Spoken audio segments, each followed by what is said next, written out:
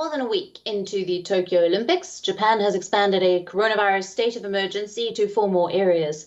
The move follows record spikes in infections in the Games hosting capital.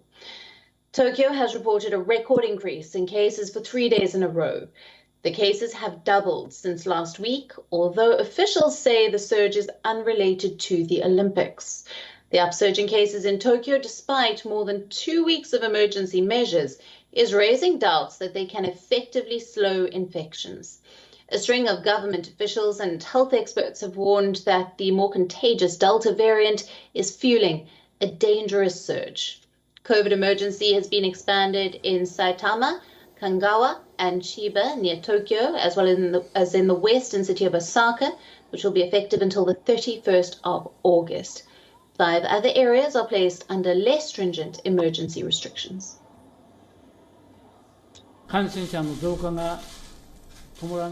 If the numbers keep on rising, there is a fear that the medical system would be under strain by those in critical condition.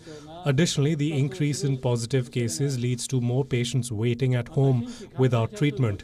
This is reality.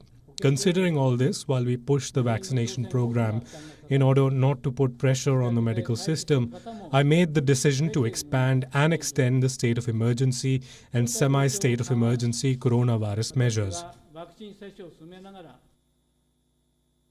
Meanwhile, the president of the International Olympic Committee has defended the decision to carry on with the mega sporting event despite the ongoing pandemic. IOC President Thomas Bach has called it the right choice for the athletes and the viewers. Regarding virus cases in Japan, Bach dismissed the possibility that the Games could cause locals to gather more.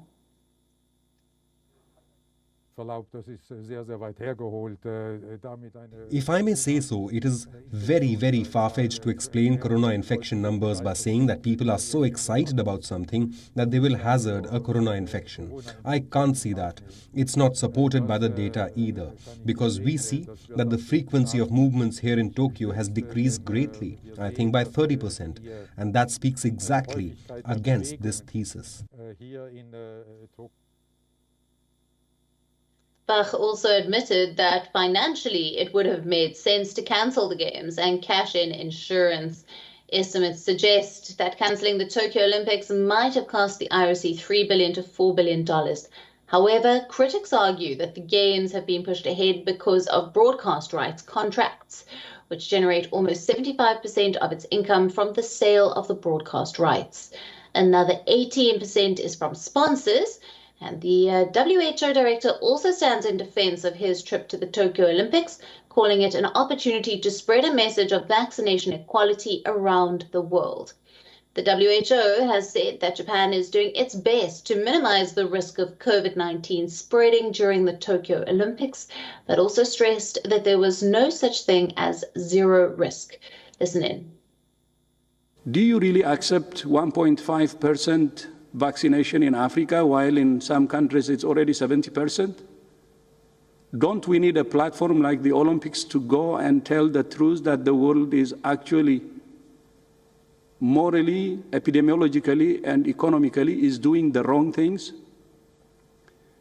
Is it really wrong to go to the mountaintop of the Olympics to call for solidarity? Are you saying that's wrong?